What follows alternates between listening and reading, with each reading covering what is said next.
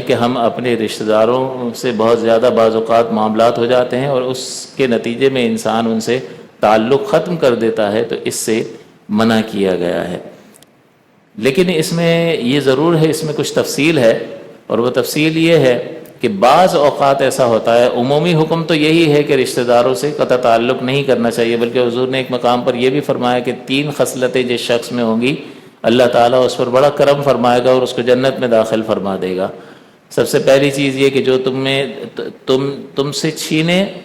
اسے عطا کرو، جو تم پر ظلم کرے اسے معاف کر دو، اور جو تم سے قطع تعلق کرے تم اس سے جوڑو۔ جو شخص ایسا کرے گا اللہ تعالیٰ اپنی رحمت سے اسے جنت میں داخل فرمائے گا۔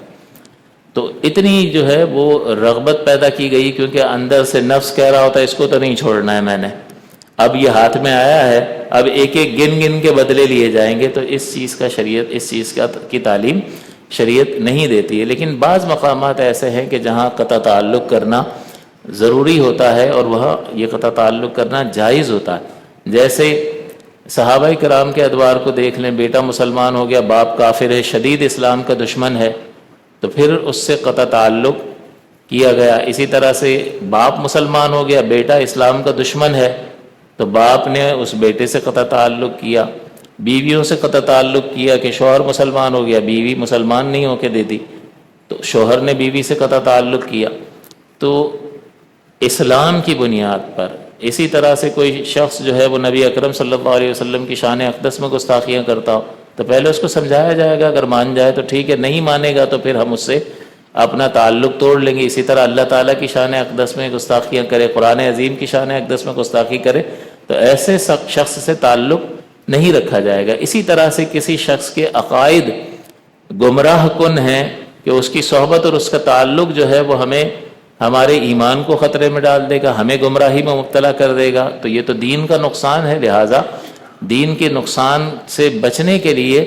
یہ قطع تعلق کرنا لازم اور ضروری ہوتا ہے۔ اسی طرح سے بعض اوقات ایسا ہوتا ہے کہ بعض لوگ گناہوں میں مبتلا ہوتے ہیں، اور ان گناہوں میں مبتلا ہونے کی وجہ سے شریعت کہتی ہے کہ اس کا سوشل بائیکاٹ کرو۔ مثال کے طور پر ایک شخص نے اپنی بیوی کو 3 طلاقیں دے دی، اب 3 طلاقیں دینے کے بعد بغیر حلالے کے ساتھ رہنا، یعنی 3 طلاقیں دے دی، حرمت مغلظہ ثابت ہو گئی، اب یہ عدت گزارے اور پھر کسی اور شخص سے نکاح کرے اور وہ اپنی مرضی سے اس کو ازدواجی تعلق قائم کرے اس کے ساتھ، پھر وہ اپنی مرضی سے اسے طلاق دے یا اس کا انتقال ہو جائے، پھر یہ عورت اس کی عدت گزار کر سابقہ شوہر سے نکاح کر سکتی ہے۔ پورا حلالے کا پروسیس ہے، اس کے بغیر رجوع نہیں ہو سکتا، شریعت اس کی اجازت نہیں دیتی ہے، لیکن وہ ساتھ رہ رہے ہیں، تو پہلے ان کو سمجھایا جائے گا،